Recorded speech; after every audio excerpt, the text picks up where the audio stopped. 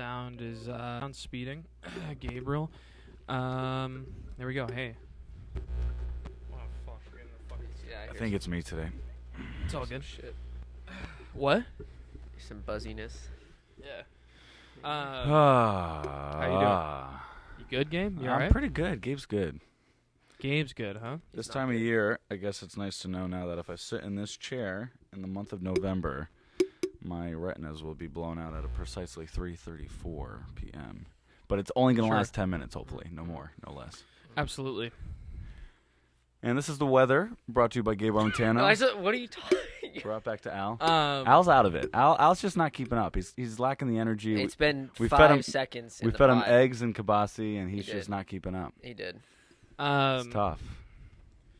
Oh, Christ. The eggs were good. I liked. We got to clap in. We got to clap in. Oh, good call. Good call. Got to clap in. Al, you ready? I want to know what kibasi is, though. Hold on. You'll learn. Ready? 3. Do I clap too? Yeah. On one. Shit. 3, 2. That was one of the worst claps. All right, let's You're restart. out. We don't restart. We do not restart. We don't restart. I'm doing it again. You could do it on your own. 3, 2. Fuck you. No, we wow. don't need.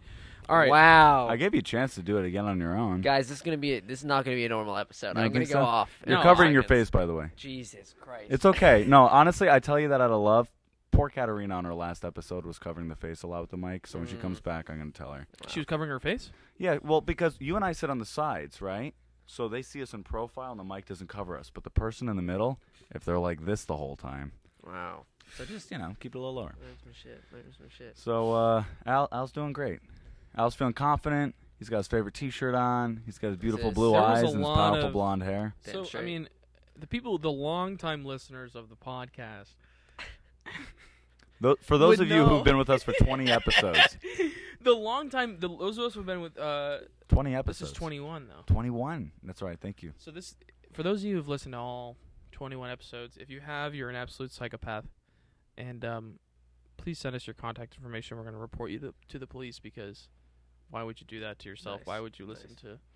Also, while you're at it, could you provide us a little information to get on our Substack? Yeah. Because then we'll have all your details to share with you. And when you're in prison, you can donate some money to we our can send cause. you the Yes. We'll send you more invoices for all the money you owe us. Yes. To pay but me for those who have really been listening, Al made a cameo on the second episode. Third episode. Might have been third. Yeah. So Al, you popped up real quick. It's a nice little pop up. But we had to bring you back for a real appearance here. I hear you. And here's the thing, right? Is that people should know that some of these guests we bring on, we like them, friends with them. Maybe we not as close with them, Yeah. But Al, we really are friends, the three of us. For sure. Which I think brings a certain Go on, Dale. It brings a certain kind of energy into the situation, doesn't it? I think we were a lot of tension coming in. Here's the thing. I think people should know that. This isn't. For sure. Behind the scenes, there's a lot of shit talking. There was a lot of Al was mad in the kitchen. I was pissed in the kitchen. Yeah, it's, Yeah, there's a lot of stuff going on. Preposterous. Explain what was preposterous. Yeah, go ahead. It's interesting because now the audience can weigh in. Yeah, so. I will give you the opportunity to speak first on this. Great. Okay. So I cleaned my dish. First of all, barely anything on it. I finished it. I don't care what you say. I finished it. What? Movo. You got Oh shit! Thank you. I finished it.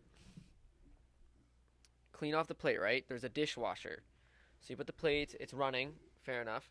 But you leave the plate there for the dishwasher. That is what a dishwasher is used for. Then Gabe's like, no, you gotta clean the whole plate. And I'm like, no, that doesn't make sense. That's my point. Okay. And so I asked Al to clean the plate, and he refused until he started rinsing it. Yeah. And then when he said it was clean, look at the water on the plate. He thought that was enough. Pass it off. The dishwasher. He thought it was What? enough. The dishwasher was running though. No, but usually you use it after it runs. Then you put the dirty dishes that are in the sink into the dishwasher. Okay. Now I'm going to tell my side of the story. Oh, sure, Jesus. go for it. Go for it. All right. Beautiful Al. Hungry people heard your side. They heard it. Hungry boy.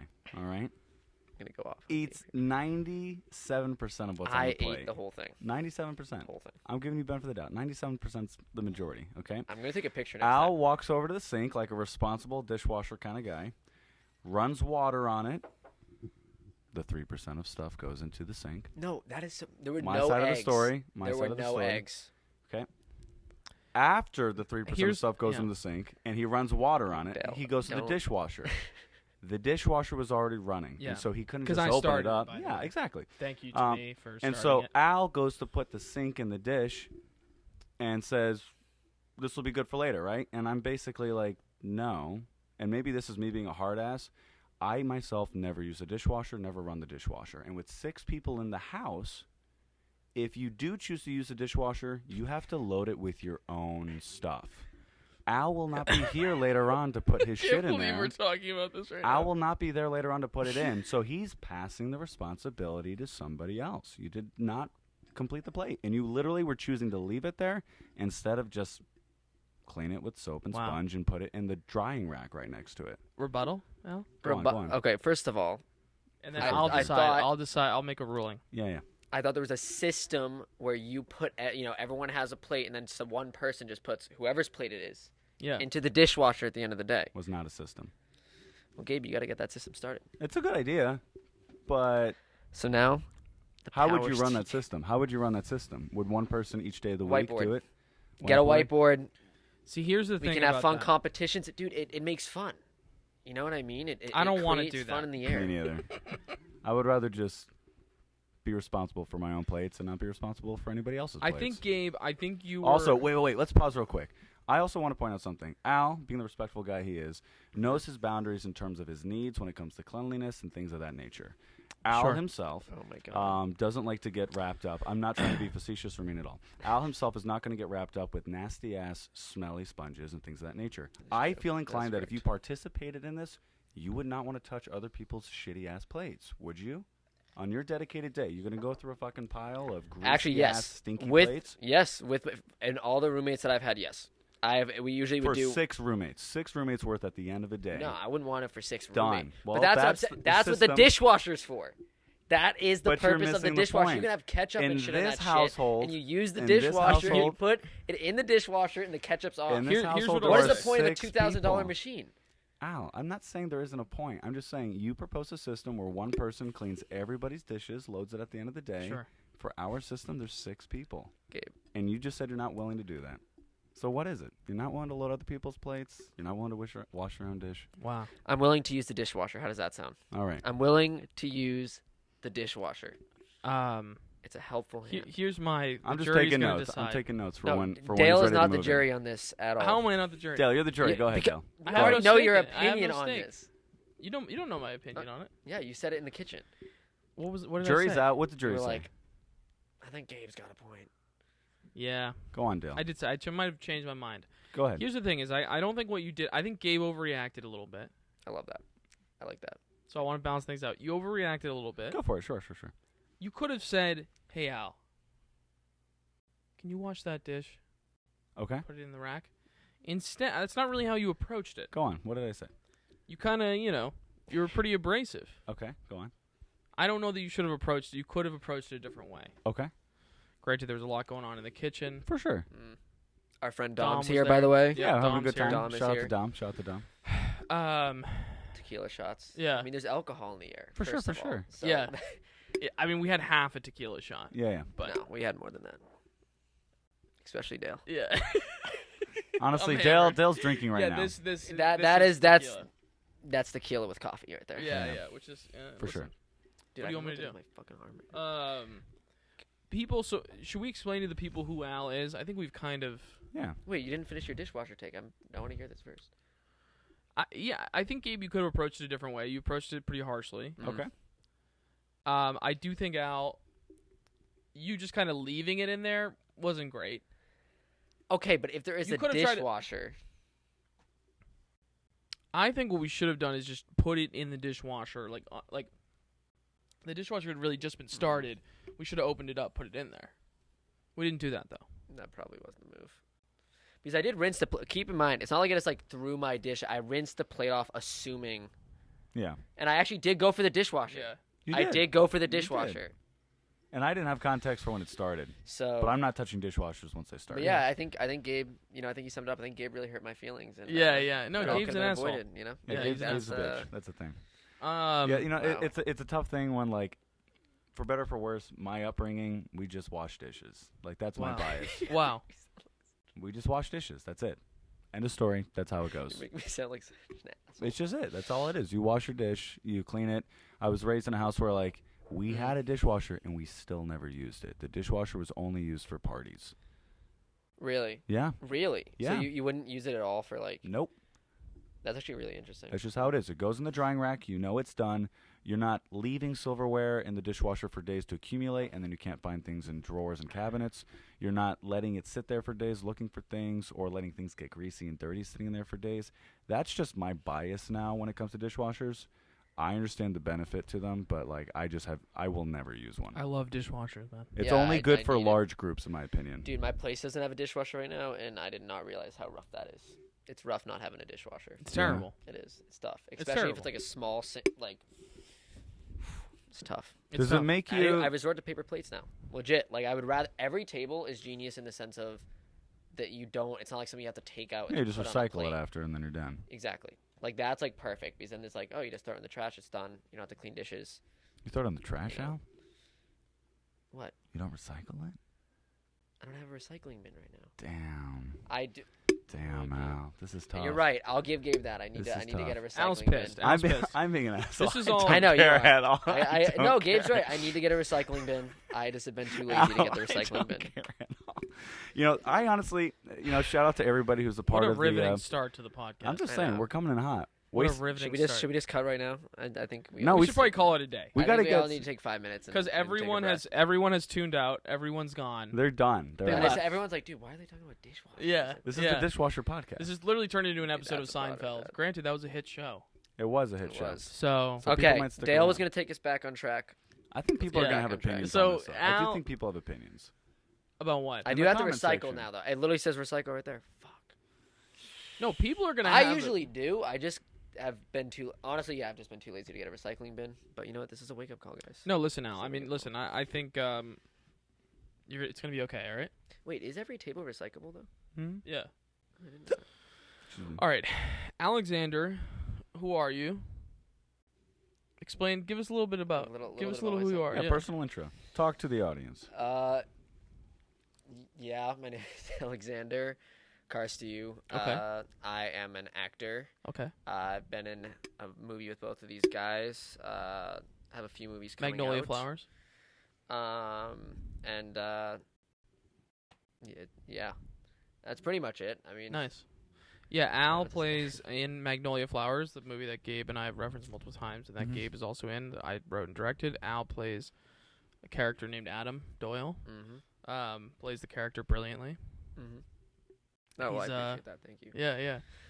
He's a great actor. We got a lot of great thespians. I got a lot of great thespians around me. You know what I mean? And Absolutely. you're one of them. I appreciate that. And we got Don. We have Chucky himself living in our house That's now. true. That's true. We have our own little entourage out here. We really do. Yeah. Yeah. We got Yeah. the four. We got the Yeah. four. Stoked. Absolutely. Got the four. Al, how are you doing? How are you Good. feeling today? Good. Yeah. I'm You got any fun things regarding acting planned for the week? I'm just going through a script for class. What else I got going on? Well, you just Different class. auditioned for a pretty big show, Yep. which was nice. I had an audition for a big show, Woo! which is cool. So Let's we'll go, see if son. we hear anything about that. For sure. Prepping a scene for my reel Great. with this guy over here. Oh yeah. And then then I get back to shooting in January. A few different projects.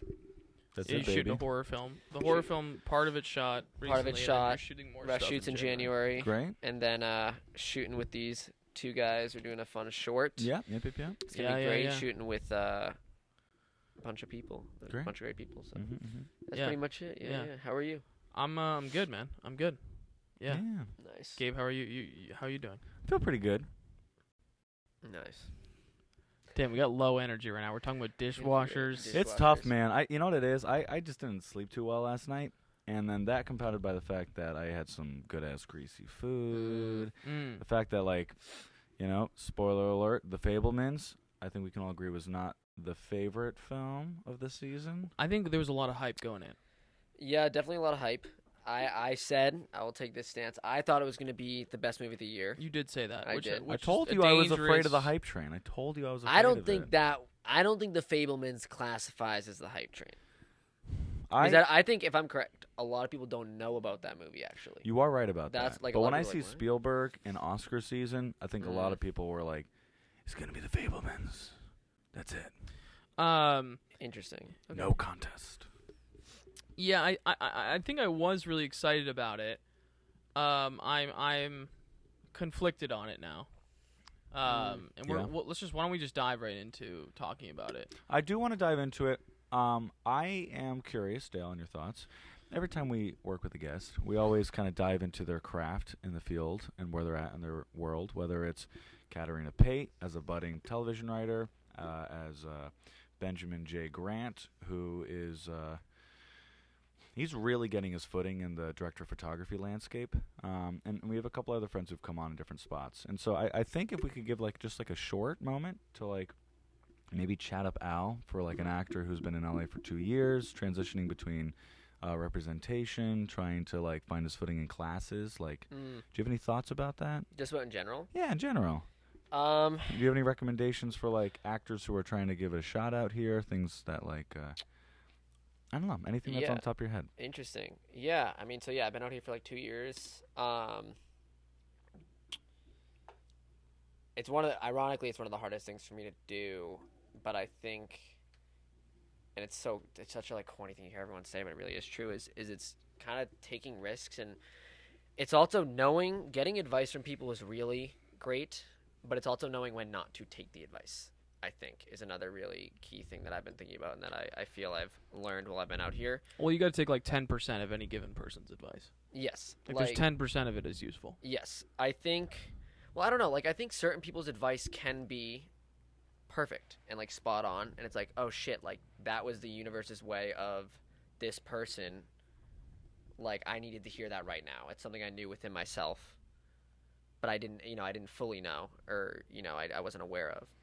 And, but then there's other advice where it's just not helpful. And I think it can get very confusing. I think the other thing too is just because something works for one actor doesn't mean it's going to work for you, and vice versa. So I think there's no right is so bullshit in this industry. There is no right way. There might be an actor who mapping the whole scene out and getting all of the beats and getting that in, that makes them give an Oscar-nominated performance. And there might be another actor who just closing their eyes and dancing to a fucking Mariah Carey song gives them an Oscar-winning performance. You know what I mean? Yeah. It's really dependent on the actor, because it's whatever their personal strength as a human being is. Because at the end of the day, it's just connecting to yourself as a human being and finding that connection to the other human being and making them one. Just to be clear for the audience, Al is definitely figuring out his approach based on the different classes he's taking. It does currently sound like he's leaning more towards the dancing to "All I Want for Christmas Is You." It's a mix. Before he starts every Classic. rehearsal. First of all, classic. Great classic song. John. We're Great proud of song. you. We're proud of you. It's a mix, because I think for me, When you said the Mariah Carey thing, are you referencing yourself? He is. No. He's absolutely right. Yes. That's Dude, your you- approach. you Mariah dance. Carey. Yes. I do like to dance, for sure. This guy I loves to suck. dance. I suck at dancing, And he but loves Mariah Carey. I don't love Mariah Carey. I love Katy Perry. Guys. Katy Perry. Shout out to Katy Perry. All Shout out right, to Katy I'll shout Perry. out to Katy Perry. But no, I think what I was going to say is it's I say this to them all the time. The biggest struggle that I'm still working with right now is the idea of preparation in acting. Because coming from an academic setting, you think prepping is, making sure I know all the lines, making sure I do this, making sure I do this, making sure I do that. But then, to give an example, Marlon Brando, who, it's obviously a subjective thing, but a lot of people regard as the best actor ever. This guy wouldn't even know his lines. You'd have him taped up to the fucking walls. In Godfather, which is one of the greatest performances of all time, he didn't memorize one fucking line. They're literally taped to the wall, and he's just reading them off as he does the performance, because he's lines I are would this. love to give a You know what I little mean? pushback on that. Yeah. I think Brando Marlon Brando. was- Come on. He was so far into his career at that point, Yeah. and he was cast under such last minute. For The Godfather? Yeah. Oh, I didn't know that. Yeah, when I went to the Paramount tour, my understanding is he wasn't originally envisioned for the role. They had a different actor, and for whatever reason, the original guy wasn't working out, so they brought Brando in. Or at least he wasn't a good fit, so they pivoted to Brando. Brando, yes, is an example of somebody who they may be trusting their instincts more. But, I mean, Brando did, what do you call it, Streetcar Named Desire on stage. You bet your ass that man did his homework for that role. You know, he's not looking for lines in the audience. I'm not saying not do your homework, but like for example, like Tom Holland has come out and said that he doesn't learn his lines till the day of shooting because he wants them to be as fresh as possible. He wants. That's what I'm saying. It's a great example of like speaking of like something that I've learned is I did this scene in class from Beautiful Boy. And I remember going in, I was really nervous because all these actors in this class, I remember the first class I went into, I was like, holy God, you guys are fucking amazing. Like, and I was just blown away by what they were doing. And so I was like, oh, fuck, I gotta make sure that I do my best here. Like, I don't want to, fucking suck, which, again, that's another thing. Like, you gotta be able to fucking suck because that's how you learn how to be great. But I went in and I had thought, like, I was like, have I prepared at all? Because it's not like I've, written a lot down. Like, I haven't, what is it? And then I went in and I was like, no, I have, because thinking is fucking preparing. Just sitting in bed or going on a walk and just thinking and fucking around with your head and being like, oh, what would happen if this happened? Or, oh, what if that didn't happen? What if this happened? What if not? What if that? That's fucking homework for acting. For sure. That is doing, the scales for an instrument or any of that shit. And I also just think it depends on the role too. But I agree. I think that I'm still trying to figure it out, to be honest. I really don't know the answer, and I don't know if there is ever going to be an answer. Yeah. I am always so confused what homework is with acting, because I've said this literally when I went into this new acting class. The thing I said to my teacher in the interview was, he's like, what do you want to gain the most out of this class? And he's like, and I basically was like, I want to understand why I can work on a scene for 15 minutes, go in, book the role, and then work on a scene for 10 hours and have it be dog shit. I was like, I want to know why that works that way. I don't understand that. I don't understand why. So that's it's still right now, to this day, very confusing to me. Yeah. Because, I don't know. I think working hard in acting is super subjective, and I don't fully understand it yet. I don't know if I ever will, in the sense of, or what working hard looks like. Yeah. Better, because of course you have to work extremely hard. But yeah, it's really interesting. Yeah. Very interesting. For sure. I think also another misconception that you were kind of shining some light on is, a lot of people get excited about acting. They're in middle school. They're young, or they're in high school or whatever. And what's your first access into that? It's plays, it's musicals. Yep. And so you got to show up on stage, you got to learn all your lines for the 2-hour performance. For sure. But there's no doubt that when, you're working on television and they're constantly rewriting up until the moment that they say action, or if you're working on a studio film and they're literally only shooting a page and a half in a single day, your homework very much could be focused more on, who is this person? Who is this character? How do I get myself as immersed in the role as possible? And then when Tom Holland is handed pages that morning, he just focuses on those, I don't know, a page and 3/8, you know what I'm saying? And that's it. Lines are very interesting because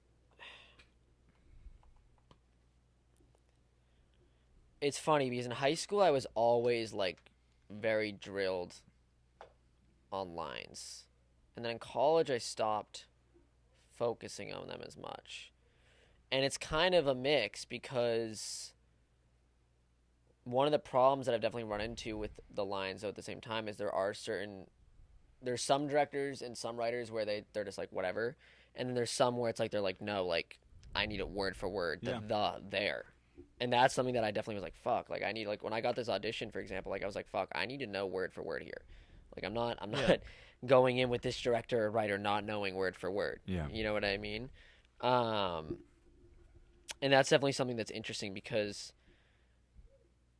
I don't know, it's hard. It's for me, I don't know, it's weird talking about this because I'm still so much at the student part of it, if that makes sense. In the sense of I don't really know what the fuck I'm saying right now. I'm just saying I guess You're like, allowed to think out loud. you know what I mean? There's Like room for it's that. but it's like, for example, with me, one thing that my teacher said recently that really took me aback is he's like, I feel like he basically was like, a callback's a bitch for you. And I was like, what does that mean? And he's like, if you get a callback, you for some reason try to like lock in what you were doing before really hard, which then takes away the fluidity of the scene.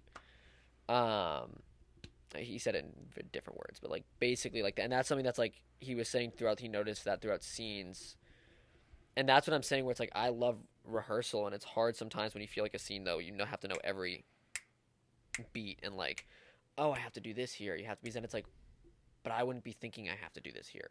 You know what I mean? Like that. My wife just fucking said she wanted a divorce. I'm not thinking to go pick up the cup of coffee. You know what I mean? Like it's like, and that's something that I like really struggle with is figuring that out. It's finding the fucking consistency. Like that's what I think makes actors great. Is I think there's a lot of people that are, even people that aren't actors. Honestly, a lot of people who aren't actors who can give Oscar-winning performances. It's about being able to do that fucking over and over and over and over again and keeping it fresh and fluid and real. Those are the actors that definitely blow me away the most. Yeah. You even said something not long ago that I thought was interesting where you were like, the best actors have like they'll have like 3 bad takes, but then the other 8 or whatever are like spot on. Like those are the people that I hire. Like of course they're having bad takes, but like the others are spot on. So yeah, I don't know. It's interesting. I have no idea where I stand with the process. I guess yes, to go back to that, I'd say I lean towards dipping into the subconscious and kind of like the idea of like every scene's different and rather even if it, I guess that's where I'm at with it, and kind of just my version of homework is thinking different thoughts. I guess like thinking different thoughts and like knowing kind of just, I don't know, merging. I really don't fucking know how to describe it. It's really hard to figure out. It's different for everything. Like it really is. I don't have words to describe it. You were using the phrase merging. Like merging what? And we'll be right back. Movie Addicts Podcast. Al, do you mind holding this? Yeah.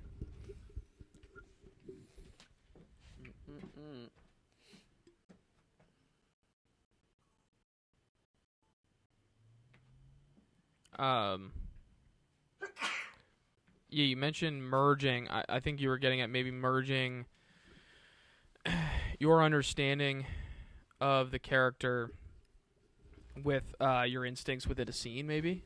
So, like, your understanding of the character, which has been, acquired through research and thinking and preparation, and then, it's delivering within a scene maybe is a matter of merging that knowledge with what your instincts are in the moment, maybe. Yeah, I think it's a bit of that, but it's more like also in the thought process of like it's merging my life with theirs. So if I'm, you know what I mean? It's the idea of like, it's, it comes down to empathy, and it comes down to the idea of like,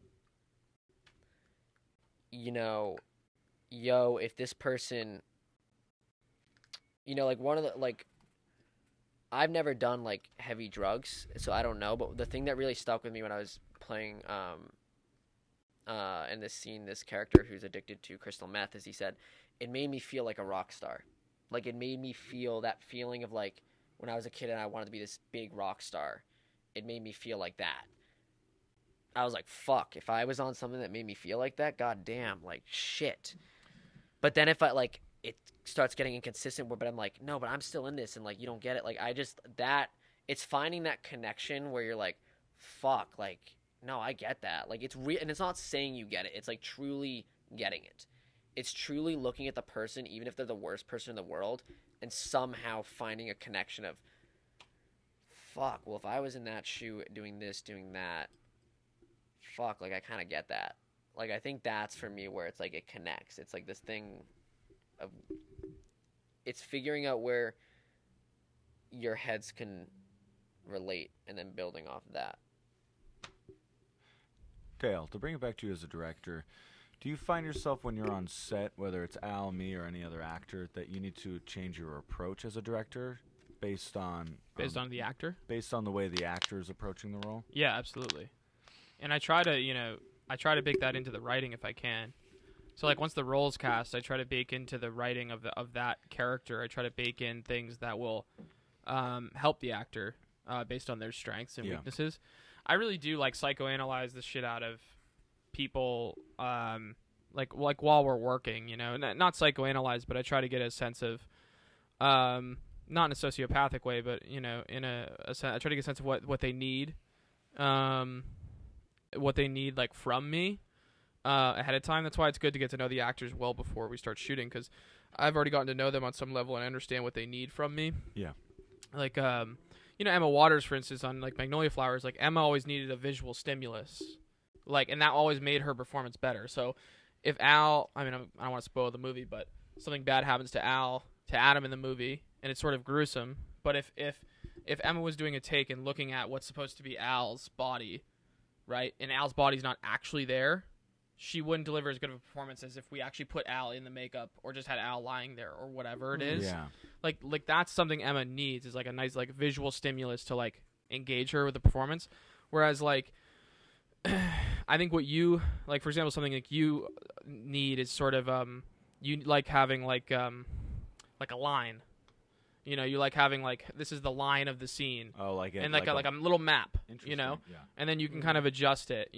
You like having something concrete to work with, whereas Al is more like, Al is a very like dynamic actor who's like very bent on like emotions and feelings, and so I think I already know he's probably like in a pretty like dynamic like emotional state, so it's more about turning up or down the volume on those things. Okay. Like whatever the choice is. I mean, unless like his choice, like, I don't remember like on Magnolia Flowers you ever coming with a choice that like didn't work at all. But I'd have to tell you to turn down like it's almost like doing sound mixing with Al or something like that. It's like turning down frequencies on certain things and then turning it up on other things.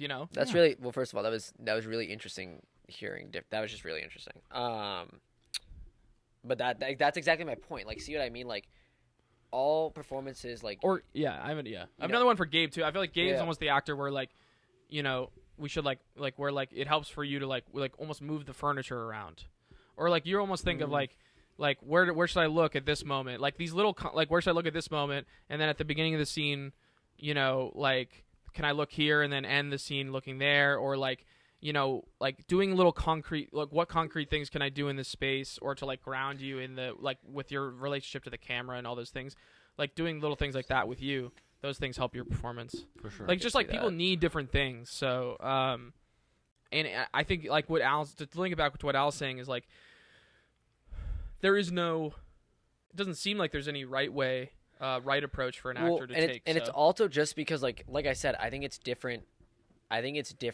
Two things off that. I think it's different based on the project.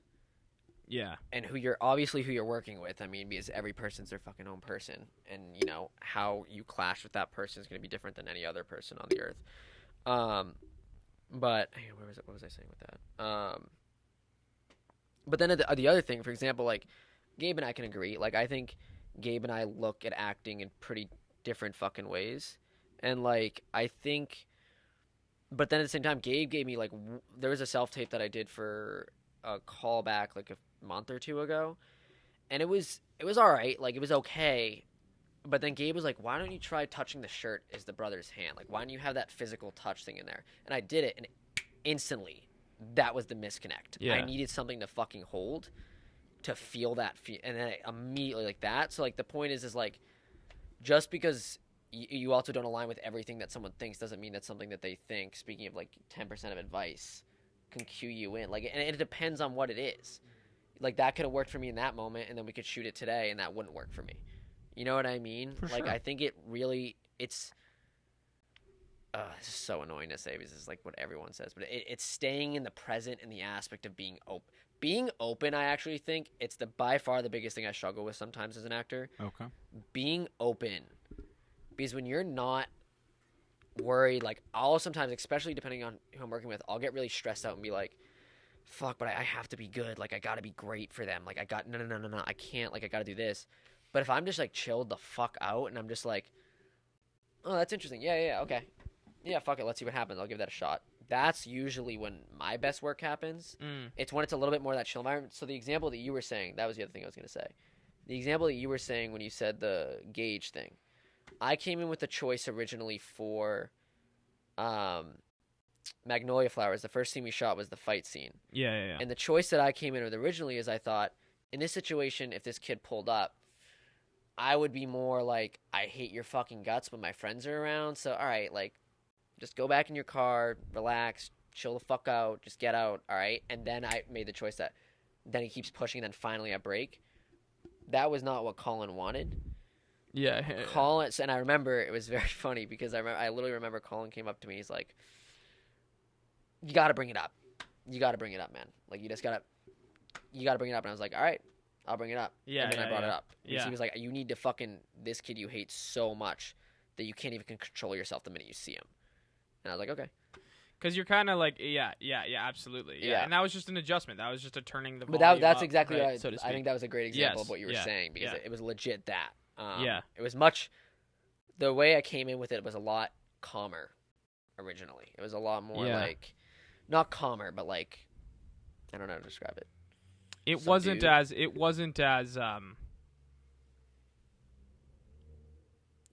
weren't as you were trying to play it cooler, I think. Yes. Your choice was playing it a little cooler. Yes. And being more self-aware, whereas I think I wanted something that was less self-aware for Adam. Absolutely. Yeah. Yes. Yeah. But that's a great example. Again, like back to the thing that I was saying, like because I'd done the homework and I was so like I prepped so hard for that movie, and just knew those scenes backwards and forwards. Which again, this is another example of where like you guys are seeing my overthinking come out loud. This is where I get so confused because like that's a great example where I was prepped as fuck. Yeah. And it went well. Yeah. So it's like, and I don't want, for the record, I do prep a lot, but I fuck around and take risks with the idea of some of the better performances I've given are ones where I've had less prep. So I've fucked with that a bit. Yeah. To see, okay, because I'm trying to find the gauge of in between of what is being over-prepared versus what's being not prepared enough. For sure. Which that honestly just might be life's fucking constant struggle, which is very frustrating, but I'll learn to live with it someday. But yeah, I mean, I think that's a point of like when I was saying like the idea of being calm, like I was calm because I was just prepped as fuck. So I was like, yeah, whatever he needs me to do, I'll be able to do it. I know this, I know the scene backward and forward. Like I know I am him. I feel him. I get him. So just tell me what to do. And like that's my favorite place to be in. It's just by far the fucking hardest place to be in. And even like if I asked myself back then, I would probably say, oh, I don't feel like that right now. But I can just, from looking back with hindsight 2020, I can be like, yeah, I was there for that. Yeah, for sure. Yeah. I think you said something a moment ago about being overprepared versus being underprepared, and how it affects you being present or not. I'd like to tie that into a comment Dale said earlier, if you guys are open to pivoting to the Fabelmans. Let's do it. Dale, on the drive home, Dale mentioned his concern that he didn't feel like Spielberg was necessarily locked into either the preparation that was required for the film, or you felt like he was overconfident in his preparation for it. What did you say? I think it was interesting to see this film because Steven Spielberg is someone who has always been and remains always at the top of his game craft-wise. Yeah. And the guy just has a crazy amount of control with his toolbox, like as a director. And this movie felt like the loosest Steven Spielberg movie maybe ever. Okay. I would venture to say the loosest Steven Spielberg cinematic effort like ever, period. It almost felt like I was watching like a later Paul Thomas Anderson movie or something. Interesting. And not that I love Paul Thomas Anderson. He's one of my favorite directors, but Paul Thomas Anderson's work of late has been like a little looser, a little bit like less structured, but that's sort of something that Paul Thomas Anderson has been experimenting with for a while, like pretty much since like The Master. Okay. And I would say even post, and so Paul Thomas, that's something Paul Thomas Anderson is like versed in at this point. I almost felt like I was watching like Steven Spielberg's version of that, sort of this like Licorice Pizza-esque effort, and it didn't feel right to me. It felt like incongruous with what the film was trying to do. Yeah. And So what do you think the film was trying to do? it was trying to tell like the story of Steven Spielberg, like the origin story of Steven Spielberg. It was trying to like put that mythology into a movie. Is So- like where did the filmmaker who has defined film for the last 47 years, longer than that arguably, like where did that guy, what were his origins? Yeah. Because people are curious. Yeah. Like he's this dude who's been in like the mythology of American cinema for a long time, almost half a decade, and people are curious. Yeah. How do you get to be like a guy like that? How do you where do you come from? And I think the reality is it's like a guy like that comes from, in this story, I guess, what Steven Spielberg might be trying to say on some level is like a guy like that just comes from a family like any other family, and that family has problems, and Yeah. and it's nothing insane. He wasn't, his family, it's not some crazy story, Right. but it's like, so that's an inherently interesting thing. It's like arguably one of the greatest American filmmakers of all time, became that in a way you might not expect, right? It's a kind of an unlikely story. It's particularly like how he got his shot. I mean, like he was directing episodes of television for CBS at like, he was like 20. He was like 20. I don't even know. He was like 21 or something. Yeah. Wow. Like ridiculous. Like unprecedented. Like no one. He's such an anomaly. He's an anomaly within an anomaly. Like he's so, Because he's been working in it at such a young age. yes. Probably. And people don't know that he did TV. He directed television before he directed a movie. Just a fun fact. Yeah. But yeah, so it felt like that's a very simple objective. I think it sounds easier said than done. It's funny you say but that. If you'll allow me to cut you off. No, go for it. I Kinda actually, rambling. now that you're saying that, I kind of feel like that's actually the problem with the film. That's Yeah. the crux of the film, or the crux of our concern. The other day when Miss Katarina Pay came on, for whatever reason, we were talking about what is Armageddon Time trying to do. We were talking about Armageddon Time, la-di-da. She brings up J.J. Abrams. J.J. Abrams is talking about E.T., and he goes on to say lots of people try to replicate E.T. by making a movie about aliens. And Abrams goes out and says it's not a movie about aliens, it's a movie about divorce. And so my concern with this film is exactly that. It kind of feels like someone set out to tell a film about the prolific filmmaker and not It's a really film just about, a story about divorce. Yeah. like Yeah. once again, not to like, yeah, it really is about a family like dealing with we'll call adultery, but adultery is not really it. It's just what's another word for when like a relationship's not working? Dysfunctional. Yeah, that's a good word for it. Toxic. No.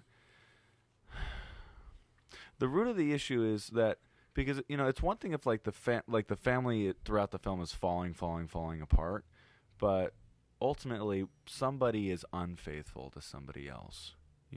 Yeah. And I think that's what the film is about. The film in some ways is about faithfulness. Hear me out. We're dealing with two people who love each other, who have a family, they're in a Jewish community, etc. They are the leaders of the family. They should be the cornerstone, the bedrock, right? Faithfulness involved. Meanwhile, somebody passes away, an old family member shows up in the wake of that passing. What does Uncle Boris talk about? He talks about loyalty. Are you loyal to your family or are you loyal to your art? Yeah. And so we start discovering that, like, I think that's what the crux of the film is about, is where do your loyalties lie, And I think that starts to come out in his new school when, like, the kids are trying to figure out who he is, who he's friends with. I think it's interesting that, like, the Christian thing kind of comes up because now, to go back to, like, faithfulness and loyalty, like, now his love interest is loyal and faithful to something else. You know what I'm saying? Yeah. And, like, where does his loyalties lie? Do they belong to the father? Do they belong to the mother? I promise you, why don't you keep this our secret? You know, why don't you, this stays between you and your father, or you and your mother. You know, now that we're talking about this out loud, I really think that's a big theme of the film, is loyalty, trust, or lack thereof. Yeah, you know? I agree with that. That's a really great point. Al, what was your sort of major takeaway from Fabelmans? I agree with what the Paul Thomas Anderson comparison is a really good example. Like kind of like Licorice Pizza. It felt a little bit almost like Licorice Pizza. Yeah, in that's a weird really way. good comparison. Yeah. That's a really good comparison. And then, sorry, I'm just trying to digest everything you guys said. I agree with the faithfulness thing. I think it shines loyalty in a little bit of a new light. Okay. It shines loyalty of like, because the whole thing with Michelle Williams' character in that movie is because she was being loyal and doing what the family wanted, she denied who she was really in love with, and she didn't achieve her dream. And her dream was to be this professional pianist. Yes. Yeah. And like I think it made people question the idea of family, because family loyalty, like, it's really interesting because it's like thinking about it, like family loyalty, you know, to all of us, it's a huge thing. Like you want to be loyal to the people that you love the most, you know? But it's like if that person that loves you the most is not supportive of what you love the most, is that you being disloyal? Is that you be like, because to be honest, I don't think Michelle Williams' character, I don't think what she does at the end is unfaithful or being disloyal. I think it's her doing what she actually, I think it's her waking the fuck up and being like, wow, like I can't live my life for anyone else. I think it's presented in a really nuanced way, which I appreciated. Yeah. Yeah. I mean, Sorry, I don't guys. know that I agree. I think she is being unfaithful for like a lot of the story. I mean, I don't know that I agree that she's not, like she's flirting constantly with the idea of being with Buddy, right? That's the guy's name. Yeah. With No, it's Benny. It's Benny. Benny, who's played by Seth Rogen. You know, Mitzi, who's the mother, is constantly flirting with this idea of being with the man she truly loves, who is Benny, rather than Bert, who's a little more stable and honest and understated. I think she is unfaithful, but I think she's afraid. Fairly. Hold this real quick. Yeah. She's afraid of.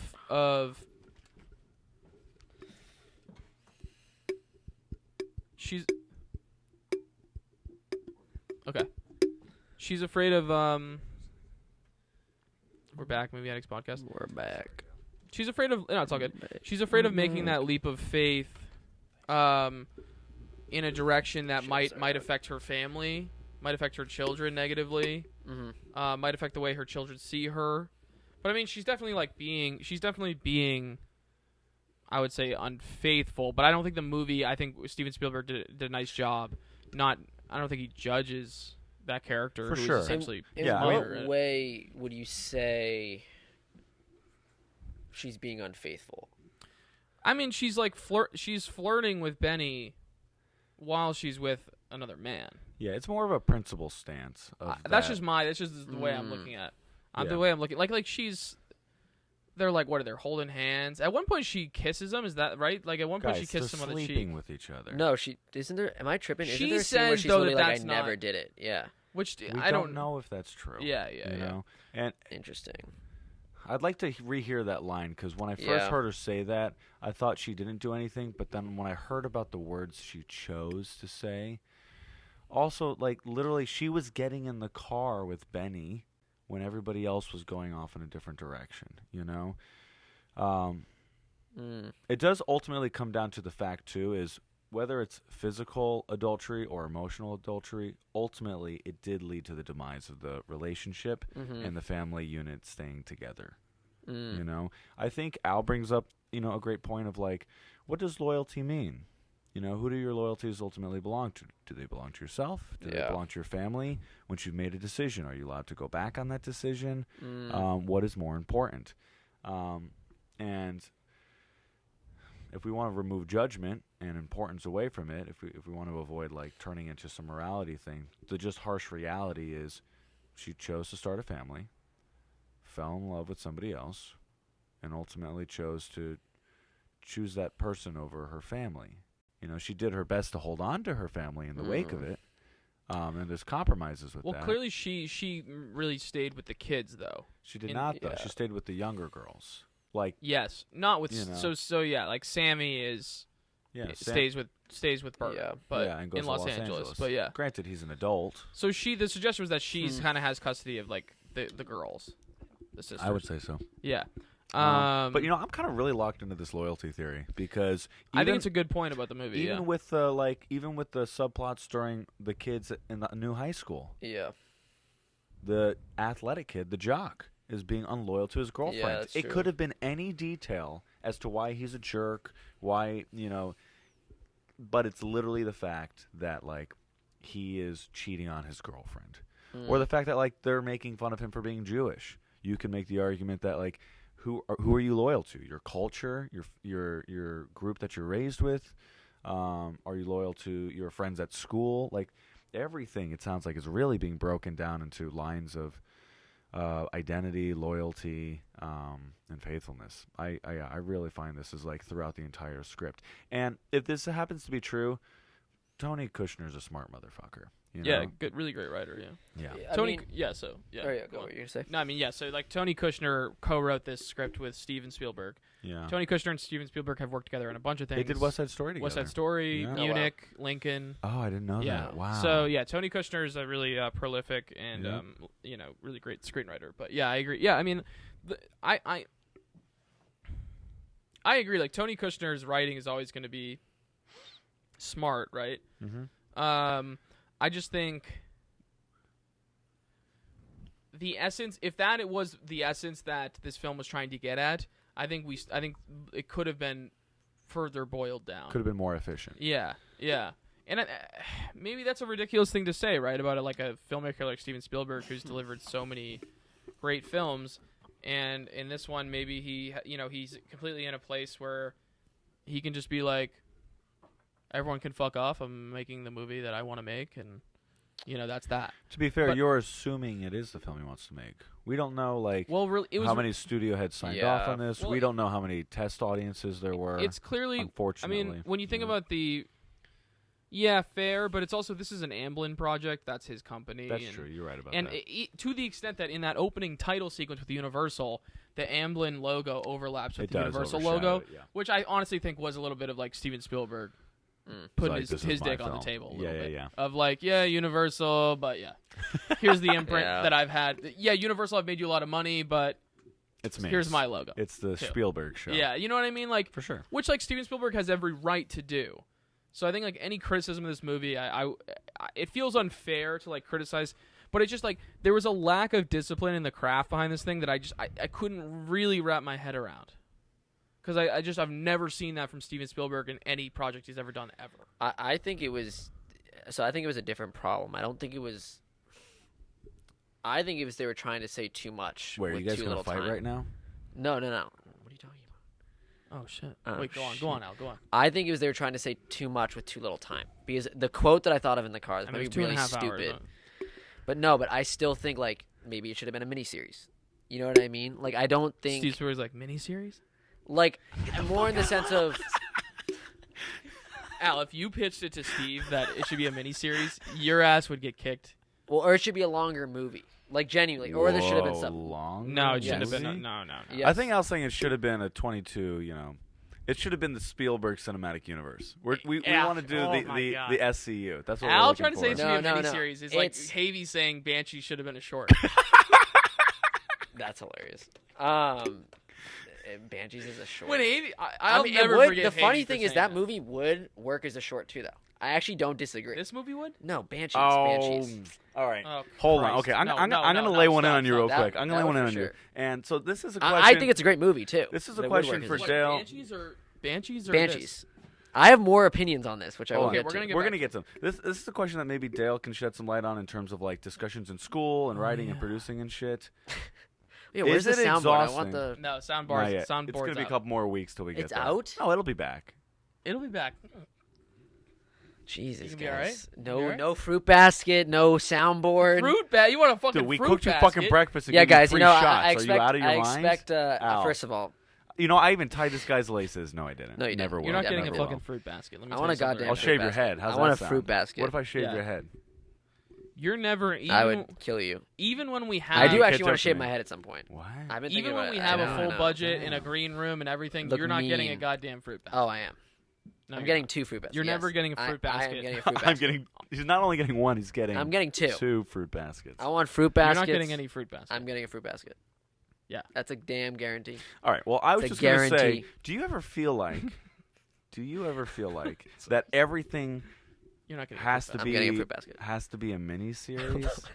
Like that's like I feel like that's a new thing now. If it's I not mean, a movie, me- it's Okay, a mini okay. You're series. speaking to a guy who The literally reason- just no, turned no, no. a movie script into a miniseries. The reason I but- bring it up is because this wasn't a thing. This wasn't a thing 60 years ago. Like people, Yeah. like film and TV really was separate. You don't make a movie into a television show 60 years ago. It is what Yeah. it is, or it is not. I was But more. today, everything is getting blended. I'm not saying that this should. I think some things would work better as a miniseries. I think saying this would work better as a miniseries is cap. I don't. I just don't. Because- Here's why. Al, you gonna because I beat him think- up? Yes, I am. There's not enough Um, plot in this thing. That's what for I'm. there That's what to- I'm this to be a saying. miniseries. The reason, the thing about this movie, and I think this is what I'm saying, is I think if there was more plot added into it. So I'm gonna go back to my original point of what I thought about in the car of what was wrong Sure. with the movie. It got me teared up, but it never got the tear.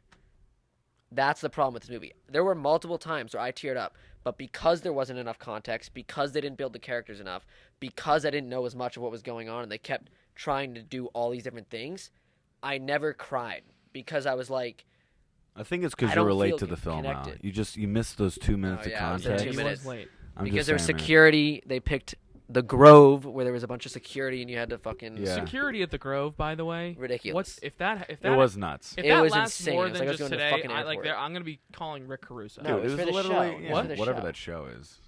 What show? What do you mean? What show? Dale, The fucking you mean years the ago, one you with the fucking fucking idiot? Christmas What are palooza you and the talking bleachers about? I and loved- the 200 chairs In set front up? of the show? Grove. So on. That was crazy. They were just like, oh yeah. What Let's just show? put the show Insane. right in front of every door leading into the On a AMC. Sunday afternoon. What? The AMC must have been like, what the fuck? Yeah, Yeah, no, they that were was that- pissed. I legit was like, wait, am I allowed to cross here? Like, Every what am I supposed door to was do? blocked off, and then I the guy, wonder- the security guy's yelling like, "Ma'am, ma'am!" I You know, and the woman, fucking like, insane. I'm like, dude, like, you're not even telling us where we're supposed to fucking walk. What the fuck is going on? Yeah. Um, Tell us, Jerry. Tell us. Tell us. I'm at the Grove, and I'm at the Grove with my wife, and there's nowhere to walk. but We're in. We're Back. Movie All right, Addicts Steve, Podcast is listen, back. Al is going to send you a letter of apology for saying this should be a mini-series. No, we're the- so sorry. From everyone at the Movie Addicts Podcast, we're so Steve, sorry. we No. still want you to come back next week. Don't We're worry. so- I think you guys are sorry. focusing too much on the mini-series. I said that as an example of something that's longer. You all right? I'm sorry. I'm not okay. I'm Ow. not okay. No, keep It's saying- I need to We got finish. you. Keep Ow. saying your My point. point Ow. is this. Ow. My point is Ow. this. Ow. Wait, Ow. you know your microphone is this. We just gave him a prop for the whole thing. That'd No, be- Al, really. That'd be good. so Al, funny. pull it though. down. Pull it Al, down. I'm not pulling it down. We told you. The Al, why do you microphone's on think your we plug headset. these in? What do you to This is- fucking hear yourself? All right, he's actually getting mad. you need to. He's actually What are getting you mad. talking What? about? No, we're joking. Keep I making your know. points. Keep making your Fuck you. points. Fuck. No, I'll listen to you guys. That's cool. Make your point. I'll just listen to I'm you guys. sorry. No. We're sorry.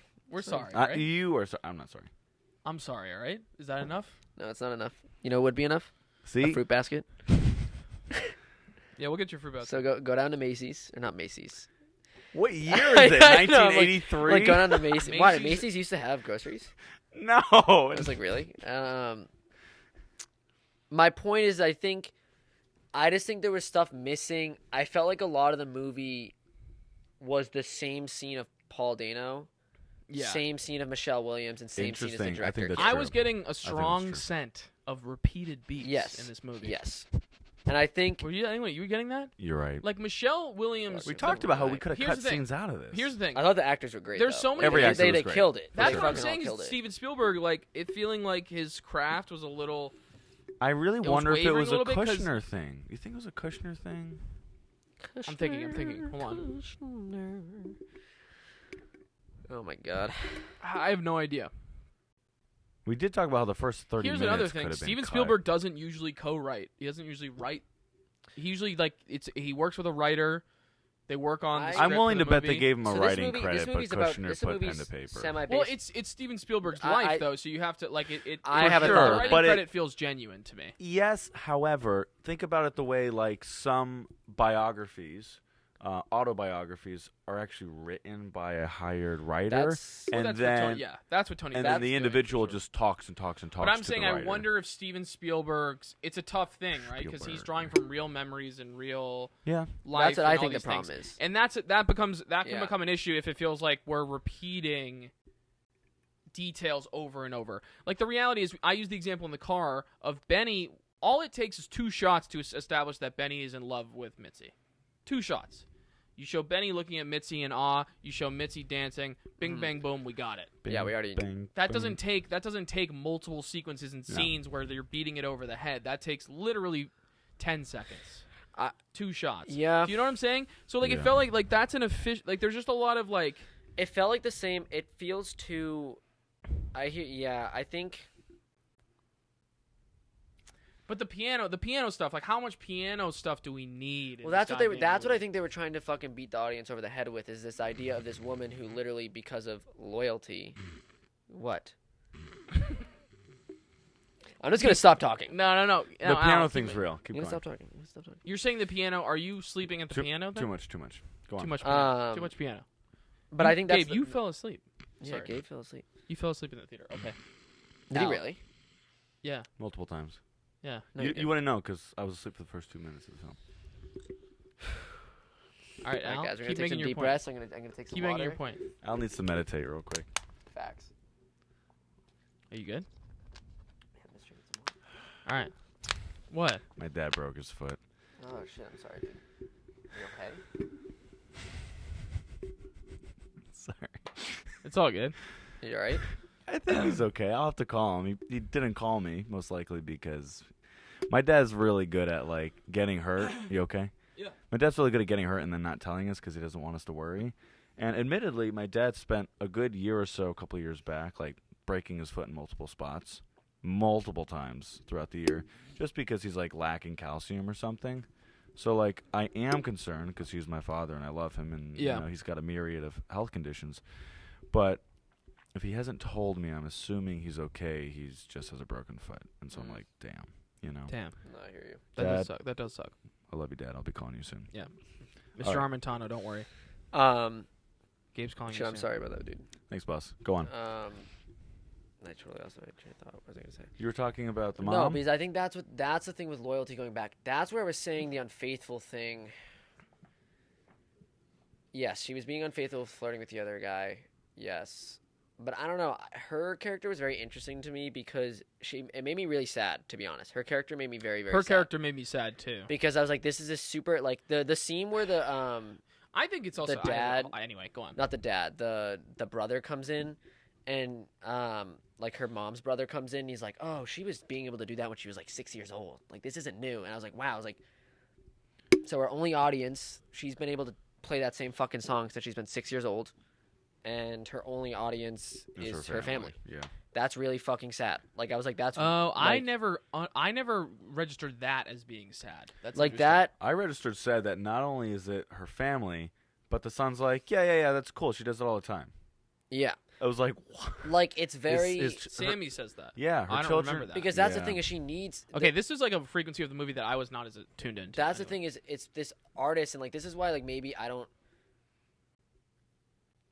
see it as unfaithful, her leaving the family, is because she even says at the end, she's like, I'm going to be this, like, mean woman if I'm stuck Yeah. in this situation. And the reason why she's going to be this mean woman is because she's denied so much of the life she wanted to live for other people. Mm-hmm.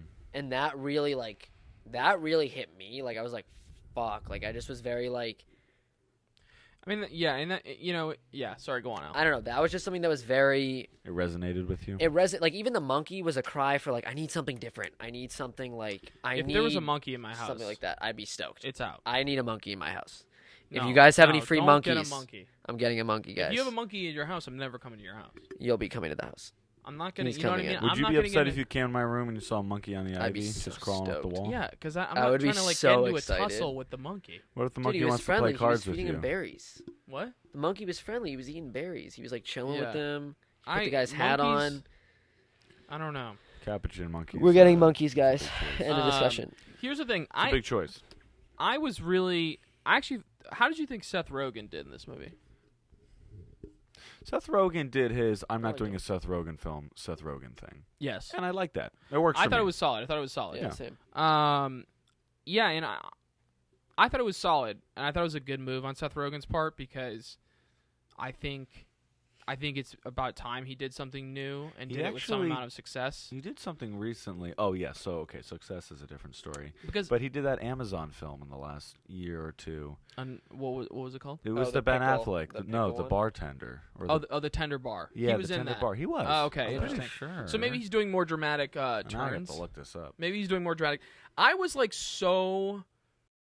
I couldn't believe. I'm actually, my blame. If I had a judgment that I was passing on the characters, I really don't think it was on the mother. The judgment I was passing was on him. On Benny. Yeah, because I'm like, what the fuck, No, I agree. I'm like, go find your I own agree. wife. Do you know That- what I mean? Like, That was. there's something that was so silly to me about his behavior, Yes. and I fucking hated him. Yeah. I really resented him the way felt like I resented him the way Sammy resented him in the movie. I understand. Yeah, I think I agree with you on that. I think he was like.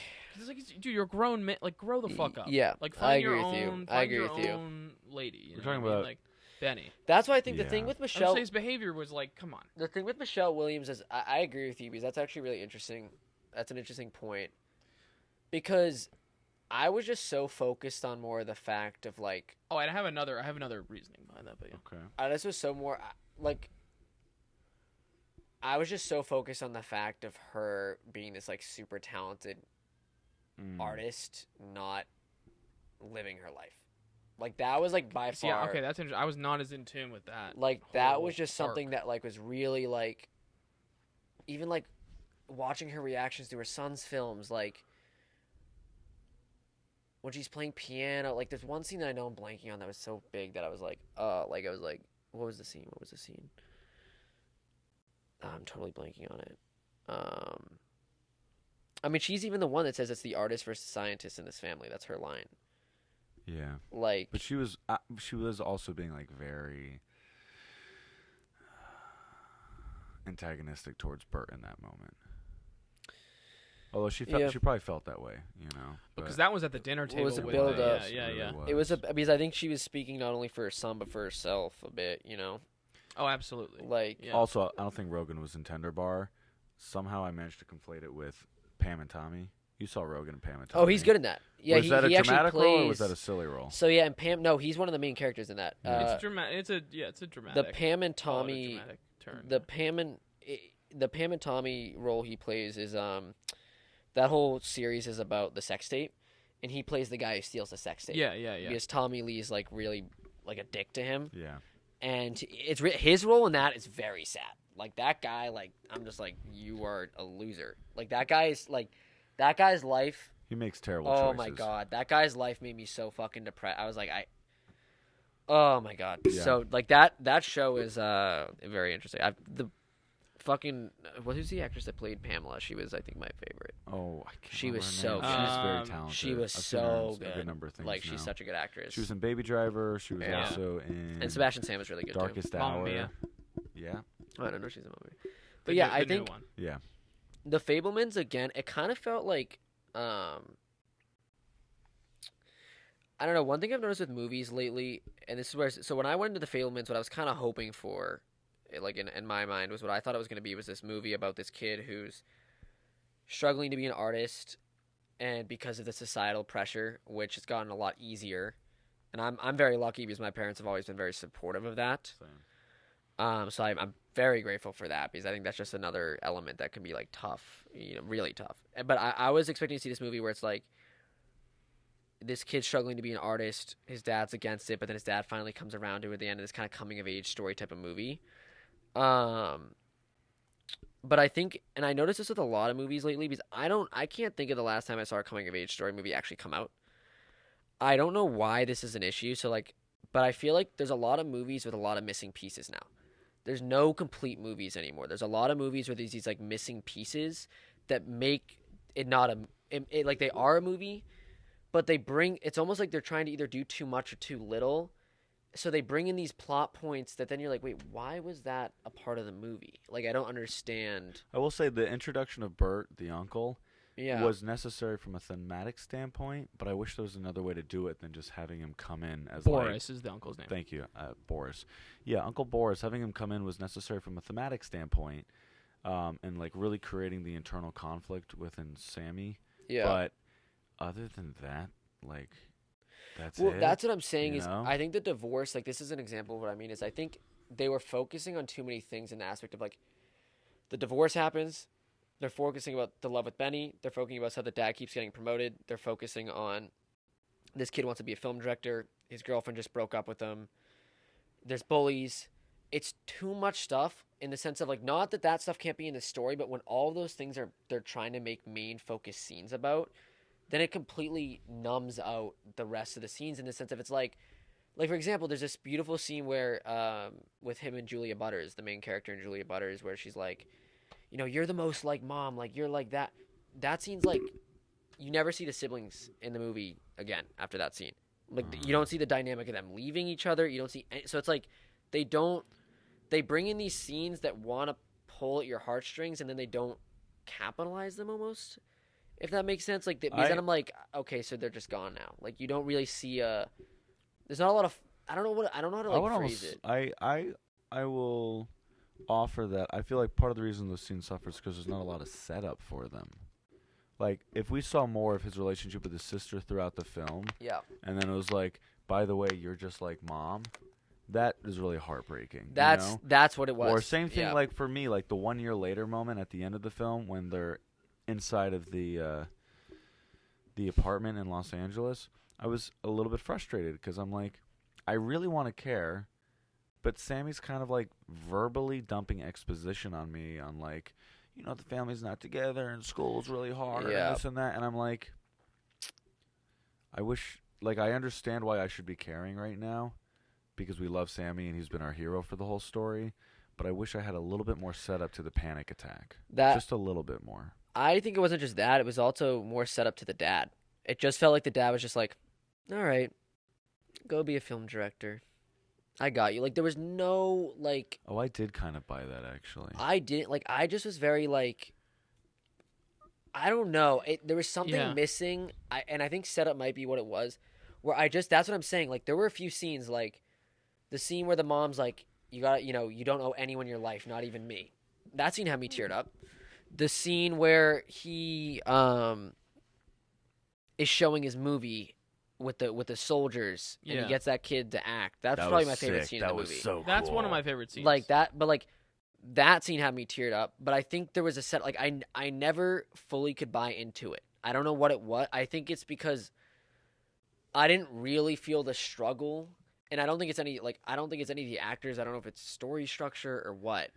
But because I thought the actors' performances were genuinely all fucking incredible. I thought they all killed it. Yeah. Especially that I think the kid, whoever the kid that played like the dickhead actor, the what's his athlete, name? the jock, the new kid, yeah, the mean one, Sam Ratchner. I thought that scene was fucking Sam Reckner, awesome. yeah. Oh, when he Reckner. broke down. I thought that scene was super powerful, but what Yeah, that kind role's of going to get him actors some and like more that. jobs. For Absolutely. Like I was very. This is one of his first movies too. It's like his second movie, I Sure. think. Must be nice to be in the He's with CAA. Oh, you looked up his IMDb. I did. I was like, this kid's fucking good. I was like, I don't know what he's doing. CAA. He's with CAA. CAA. Oh yeah.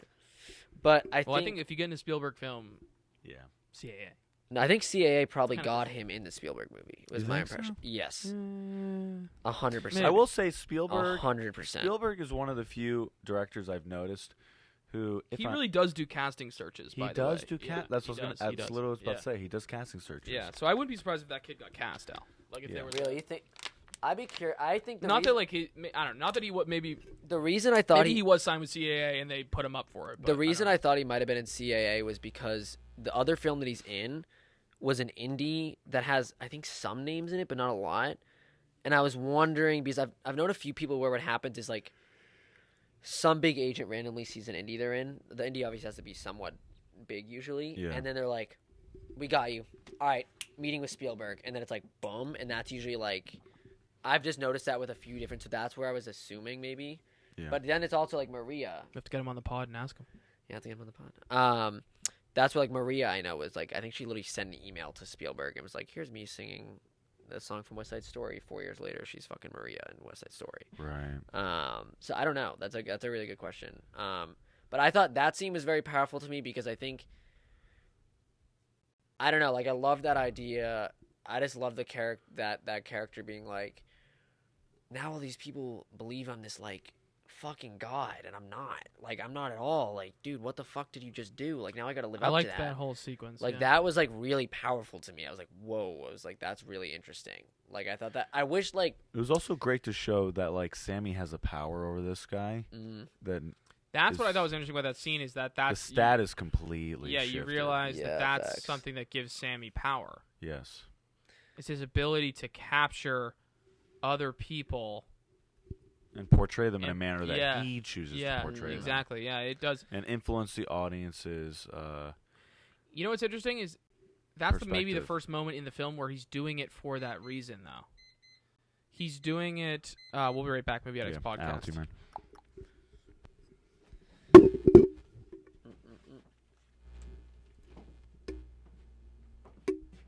What is the timer for? Like, is it just it dies or? This thing only runs for 25 minutes. Got you. It doesn't die. It just doesn't. And we're back. Movie Addicts podcast. But yeah, in that scene, that's the first time Sammy is miserable in that scene, right? Like, yeah, he is. And I think I think part of that is that girl kind of rejecting him, but at the same time, I think he's also, it's the first time he's ever used his abilities for status. Interesting. Like for status and power and some like control. Where, like, before in the sequences where he's showing his movies, it's really because he's, like, thinks it's going to be fucking cool.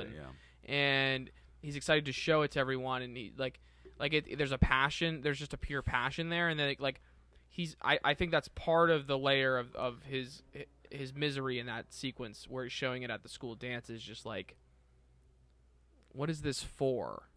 It's just to, like, you know. You know what's interesting? You bringing this up makes me wonder, like, did we really need the girlfriend to break up in that scene?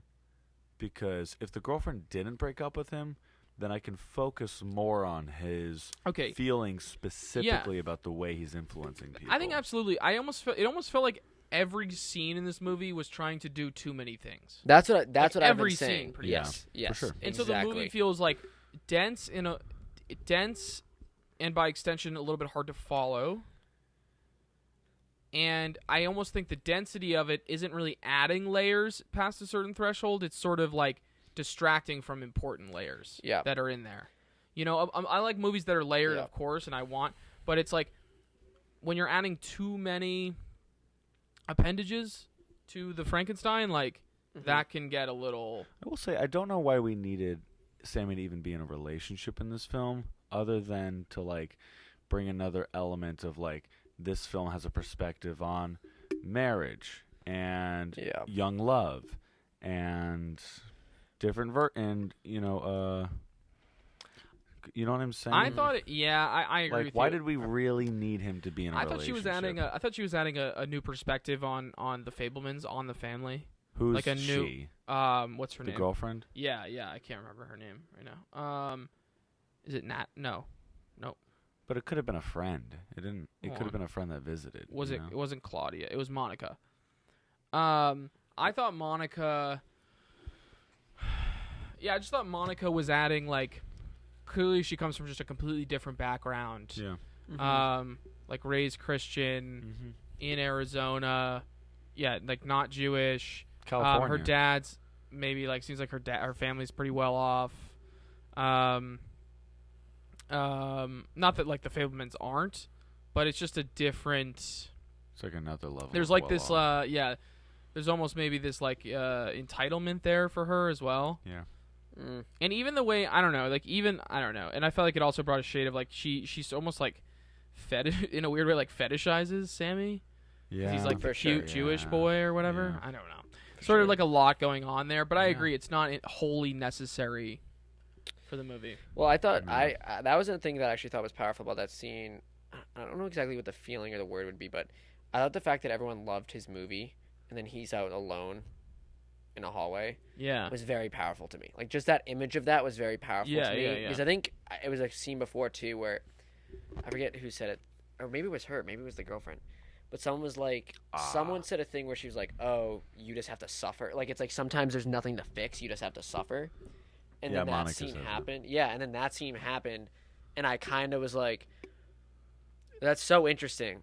Because I was like, I think it's something that artists do that a lot of people don't see, and that's what I think I liked about it is whether you're an actor, a director, writer, you're putting yourself on the fucking line. Like, that's like and I have something to add to this. Balls. Like, that's like you gotta have fucking balls to do that shit. And like that's what I think is interesting is what I loved about that scene is I think it's so accurately portrayed in certain circumstances where everyone's laughing. Oh my god, that was so much fun, and then the fucking artist is like over in the corner by himself. And I think it also because they just they ripped a part of their heart out and just put it on the fucking table. And it's also it makes he's a truth teller by default, right? Yeah. And so people reveal truths to him that they wouldn't reveal to others. Yes. Right? That's what that is voyeuristic. That's what that Logan character is like. His mother that happens with his mother and her kind of flirting with Benny and I liked that aspect of the film too, and I thought there were some really profound things in here. Absolutely. I mean, the way that he's processing the information of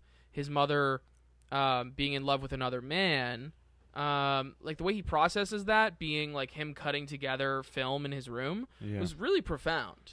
Like that's the lens through which he's seeing the truth. Yeah. And it sort of like tells you a lot about his character that he's quite literally seeing a reality that other people aren't seeing. That was there's some really profound things laced in here, but it's just a lot of it. There's a lot of other shit that felt like it got in the way of those like really profound things. I want to backpedal on because before I said that I don't see what the point of the girlfriend is at the end of the film if it's distracting from like what's happening with him and his classmates. But the whole Boris moment, Uncle Boris again reveals that like if he's going to choose between art and family or art and love, well, this is another moment to like solidify that because he spent all this time on this art. His family's getting a divorce. He's trying to choose love. Monica, I love you. Come with me to Los Angeles. And she says no. And so they're kind of giving him that moment in the film for like the first time he really is experiencing rejection because he's choosing his art. Yeah. So I do appreciate them wanting to include that lesson. I'm just kind of on the fence about it. You know, it's so fucking. We're gonna have to wrap this up in a little bit. Yeah, we'll go like 10 minutes. How are we doing? Yeah. I gotta get to Alan. I gotta get to this party, but they're gonna rage into the late night. Right? Yeah, not right away. I got some stuff to do. Yeah. All right, Al. Closing points on Fabelmans, and then we'll. No, I did have a point that this depressed the fuck. What do you got? This depressed the shit out of me. But I was talking to this actor, on the film we're doing, and we were talking about like moving out to LA and all that kind of stuff, and kind of like that that you always hear that like. I think there's the statistics like 95% of actors that move out to LA leave within after the first year or something like that. But then he was talking about how he's like, no, actually he's like, there's a new statistic I heard or something like that. And he was talking about how what happens is a lot of actors see their best friends from wherever they came, whatever city they came to LA from, get married around like late 20s. And then they head back because they're like, oh, I need to like get married and stuff like that. Yeah. Because they're like, I'm just an actor and I'm like 28, 29, 30, 35, whatever. And like that like depressed. I was literally like, he's like the actors are always the ones that are alone. And I was like, oh my god. I'm like, that was like, so you want to go get fruit snacks over by the craft stand? I was like, fuck. I was like, but I think that's an example where it's like, you want, I can only speak for myself here, but like, of course, like, you want love, you want art, you want all of it, but you have to pick sometimes, and that's like a scene right there where it's like you could easily just go to college, meet a girl, settle down, get married. I feel like I'm saying the lyrics to Father and Son right now. I just realized that's a lot of the lyrics from Father and Son. But great song. But you have to decide if you want that or art more, which I think is really You really don't think it could be both? I do think it could be I both. think it can be both. I think it absolutely He's can a be. young. If Steve Spielberg's framing. This is the story. This is a young man trying to process like what he wants to do with his life, right? For sure. So it's going to feel much more extreme. I think. But Right. the story does show that, like, the mother chose one because she couldn't do the other, or Boris chose one because he couldn't do the other. There's an extra. Yes, there's a. The reality is though too. There's a historical context to that. Yeah. Of like. She's a woman at a time That's where completely women were true. just now in the '60s starting to get more. Fair enough. More opportunities, like expectations were shifting, just starting to shift a little bit. Yeah. And she maybe missed the boat on that. She wasn't quite that. No, you're absolutely. generation, She missed the you boat know? on that because realistically, Not that she missed the boat, not that it was her fault, No, but that no, it was no, a higher level things. I was going to go as far as to say is like she did miss the boat in so much Mhm. as what's it called? The Pill probably didn't come out till she was in her. That's a Do you crazy see what thing. I'm Yeah, saying? absolutely. Yeah. Like she Wow. got married and started having kids. Also, you know, a religious family, so there's a responsibility in like keeping up the family and the legacy Yeah. and the culture. But yeah, the Pill didn't pop up till when, the 50s? Am I crazy? No, I think you're right. Yeah, so I mean, there's a lot of like she was a woman, I guess in her 40s, maybe probably her 40s, at a time where there just like weren't as many options Yeah. for women as there are right now. So there's also that layer to it. Not that layer was absent from this movie, For but sure. But yeah, I mean, yeah. What was I gonna say? No, on the thing that you said earlier, Gabe. I mean, I don't fucking know that answer. I wish I knew. I think what that's capitalizing on, to be honest, I think some of it comes down to luck. You know what I mean? Because if you meet your soulmate and she wants to go be a fucking engineer in Tennessee and you want to go be an actor in LA, you got to make a fucking choice. Yeah. You know what I mean? But then it's at the same time there's always a fucking, well, is she really your soulmate then? I don't fucking know. As if you believe there's only one person for you. Yeah. I don't believe that, but some people Yeah, do. I believe there's like a few. Oh man, no, this is gonna be a whole other conversation. But yeah, I don't know. That's a great. I have no idea, but I definitely think it could be. I don't know why it couldn't be both. I just think it's more sometimes you have to make decisions. Yeah. That Yeah. for art or for love is. I think corny that's also as just sounds. Boris's perspective, right? It's Yeah, but it Boris's was- perspective framed through Why am I forgetting who Boris Sammy's the uncle, the crazy uncle. is? Okay. It's Boris's perspective framed through Sammy's perspective. Mm. So like it's Also Sammy true. trying to decide, is Uncle Boris right? Like how right is he? Yeah. Is what Uncle Boris saying, does that apply to me at all? Does it apply a Yeah. little? You know, it's like him. Mm. It's just more. I think that's just like more like Uncle Boris coming in and feeding a bunch of. It really, it's adding to Sammy's already pre-existing dilemma Yeah. about where he's headed. You know, Yeah. It's very interesting. Well, we had limited time today, so we got to decide. You gotta decide. The Fabelmans. The fate of the Oh, jeez. Fabelmans. decide what? Steven Spielberg. We just got a letter downstairs. He's focusing on the miniseries thing, and There's a messenger downstairs. I literally used it as an example to give more information. This is not good. This is straight from Al, Amblin you need to Entertainment. allow It was- I Spielberg was to from talk to more you. Steven works on Sundays. He's straight from Amblin Entertainment. The offices of Amblin. They sent a message saying Alexander Carstoiu, after his miniseries comment regarding the Fablemans, will never work on any Amblin production. wow. Ever. Unless So he that's answers the unfortunate. following question in Don't worry. circles, one of three options: Cock up lock up. or clock up. What is the What is Fabelmans? clock up? Clock up's a hybrid. It's kind of in between a cock up and a lock up. What is Fablemans for you? Make a choice. Make the right one. Don't mess it up. Stephen is watching.